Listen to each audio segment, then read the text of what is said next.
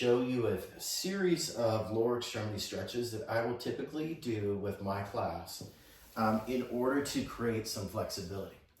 Now, one of the things that's really important to understand, and you understand this as a Brazilian Jiu-Jitsu athlete, there's many times where we're on our back and one leg is pushed into flexion and one leg is pushed into extension. This leg is in flexion, this leg is in extension. So sometimes when someone's passing our guard, right, they've got this leg trapped, this leg is secured down to the ground, and they're using this one to kind of pass by us. Sometimes that can create a lot of problems if you don't have good flexibility in that. So one of the things that we want to do is we want to make sure that when we do our stretches, that we stretch one hip into flexion and one hip into extension. But that's, again, what that's going to do, number one, is it's going to make our passes harder to pass because we're going to have the flexibility that we can tolerate that. Number two is it's going to help to reduce our risk for injury. So on this particular stretch, what we're going to do is we're going to have one knee bent at 90 degrees. Our opposite leg is back in extension. And what I usually do is I take this back leg right here and I'll push it back even further, as far as I can go, without rotating my hips out, which you don't, when I say rotate your hips, you don't want to rotate this way. You want to keep your hips pointing straight ahead. All you're going to do is place your palm on the ground and you're going to drive that other elbow towards the arch of your foot. And at the same time, what you're going to do is take this knee right here and you're going to bring that into your side. So you're going to pause there for about a 3-second count. 1 Mississippi, 2 Mississippi, 3. What you're going to do is come up.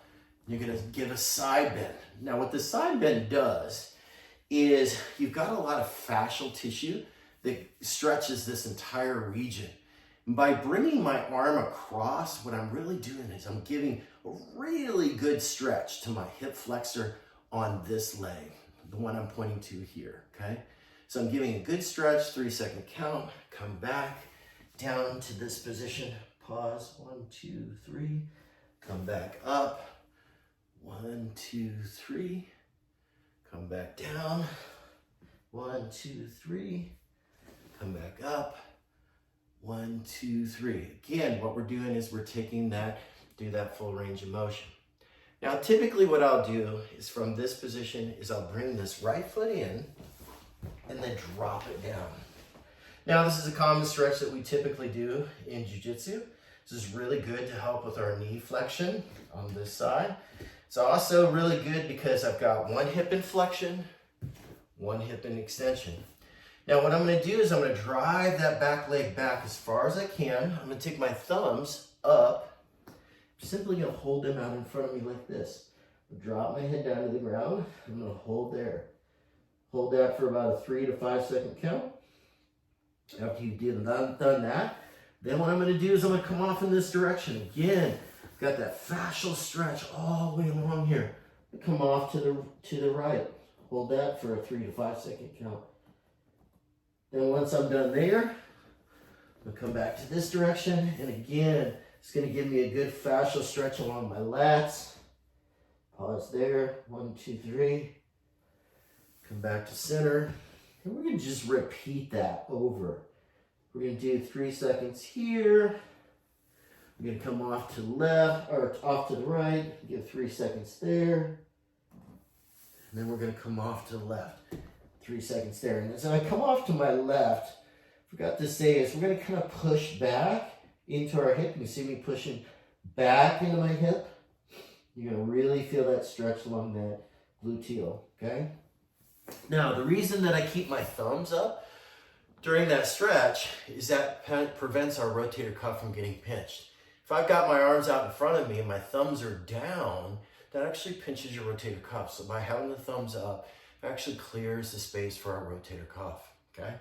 So the next exercise I'm going to do, so from this position, all I'm going to do is I'm going to simply extend my leg out, just like that. My opposite leg is still in that extension.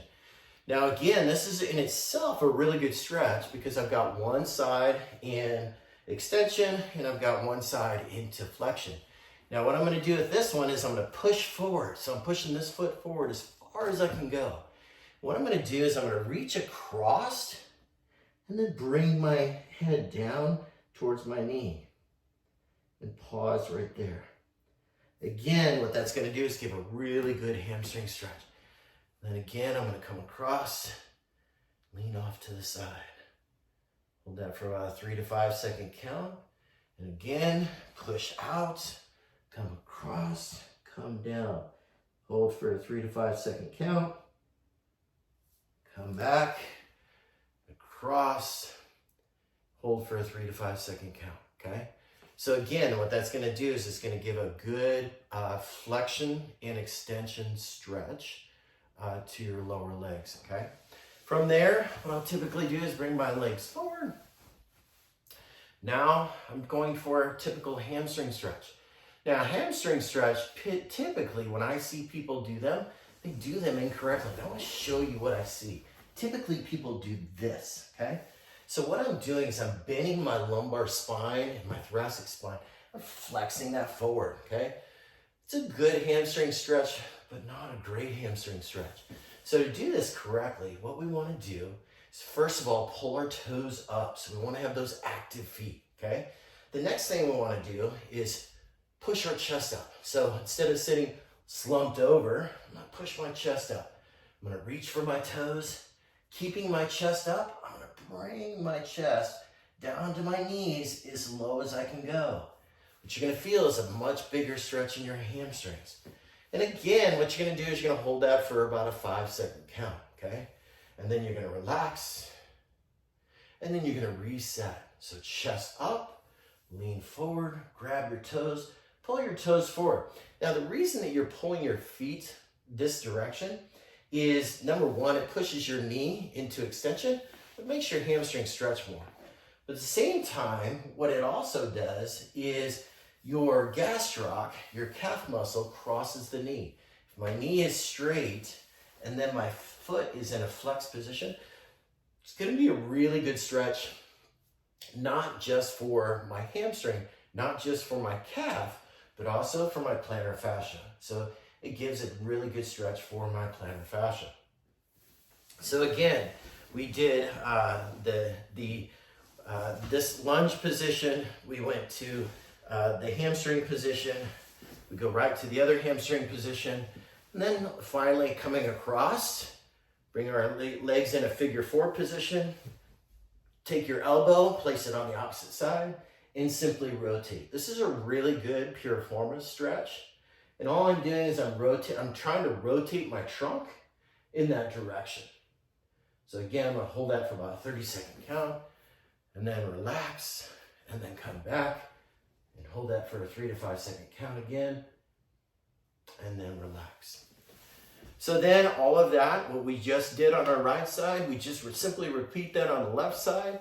And this is a really good lower extremity for a lot of the injuries that I'm seeing coming out of the gym, to help to prevent those injuries and to help your game is a total. It's going to help your ability to withstand or tolerate people passing your guard, and at the same time minimize your risk for musculoskeletal injury. Hope you enjoyed it. Make sure to come on back and look at our other videos.